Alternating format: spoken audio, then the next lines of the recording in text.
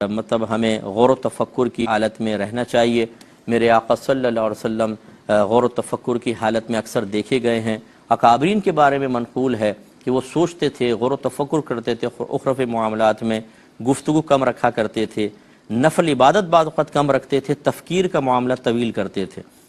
ایک روایت میں موجود ہے کہ نبی کریم صلی اللہ علیہ وسلم ارشاد فرماتے ہیں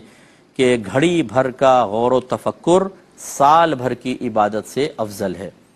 یعنی اگر سال بھر تک کوئی نفل نماز پڑھے لیکن اخروی معاملات میں غور و تفکر نہ ہو، یہ ایک طرف،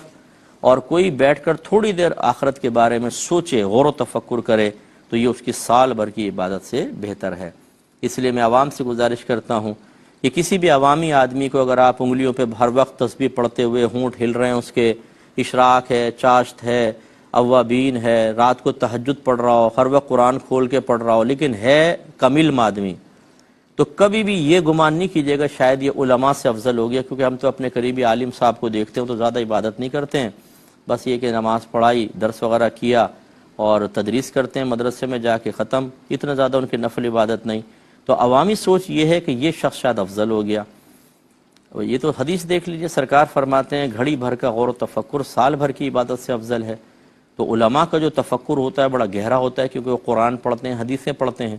اور پھر دوسرے مقام پہ نبی کریم صلی اللہ علیہ وسلم نے بالکل واضح طور پر ارشاد فرمایا کہ جب صحابہ کرام نے آپ کی خدمت میں استفتاء پیش کیا کہ ہم بنی اسرائیل کے دو اشخاص کے بارے میں بحث کر رہے تھے، جن میں سے ایک عالم دین تھا، وہ صرف فرض نماز پڑھتا اور پھر لوگوں کو دین سکھایا کرتا تھا، اور دوسرا جاہل آدمی تھا، دن میں روزہ رکھتا، رات کو اٹھ کے نمازیں پڑھتا۔ ہماری بحث اس بارے میں ہے کہ ان میں سے افضل کون ہے۔ رحمت کونین صلی اللہ علیہ وسلم نے ارشاد فرمایا اس عالم کو، اس عابد پر ویسی ہی فضیلت حاصل ہے جس سے مجھے تمہارے کسی ادنا شخص پر فضیلت حاصل ہے۔ آپ اندازہ کریں آج علماء کا ہم نے حشر خراب کر رکھا ہے۔ ایک آدمی واقعی جو صاحب علم مراد ہے میری، یہ نہیں دارالعلوم سے ڈگری لینے والا، دارالعلوم سے سند لینے والا ہر شخص عالم نہیں ہوتا، کیونکہ بہت سارے طالب علم ایسے ہوتے ہیں کہ جو دارالعلوم میں صرف مطلب ایک طالب علم کی حیثیت سے ہوتے ہیں، لیکن طلب علم کے لیے نہیں ہوتے ہیں، وقت گزارتے ہیں، ڈگری لیتے ہیں اور پھر کوئی مطلب دینی منصب حاصل کر لیتے ہیں، اور ان سے اگر آپ بیسکس پوچھیں، بنیادی مسائل، وہ تک یاد نہیں ہوتے، کیونکہ انہوں نے ایسے وقت گزارا ہوتا ہے۔ میں ان کی بات نہیں کر رہا ہوں، نہ ایسا شخص عالم کہلانے کے قابل ہے۔ عالم وہ ہوتا ہے کہ جو واقعی علم سیکھتا ہے اور اس کے ذہن میں علم ہوتا ہے، وہ عالم ہے۔ اب چاہے اس کے پاس سند ہو یا نہ ہو، وہ قابل تعظیم ہے، اور وہ اس جیسے عابدوں سے جو دن میں روزے رکھیں، رات کو اٹھ کے نمازیں پڑھیں، لاکھوں عابدوں سے افضل ہوتا ہے۔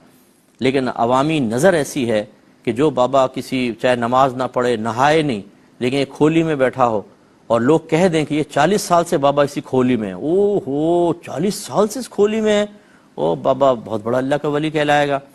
اسی طریقے سے نہ غسل کرنا آتا ہے، نہ نمازیں پڑھنی آتی ہیں، بیٹھ کے بس یوں جھوم رہے ہیں، وہ ہم کہتے ہیں جی بہت بڑا اللہ کا ولی ہوگا یہ۔ اسی طریقے سے جو نفل عبادت کرتے ہیں اور غیر عالم ہوتا ہے، ہم اس سے بعض اوقات علماء پر فضیلت دے رہے ہوتے ہیں۔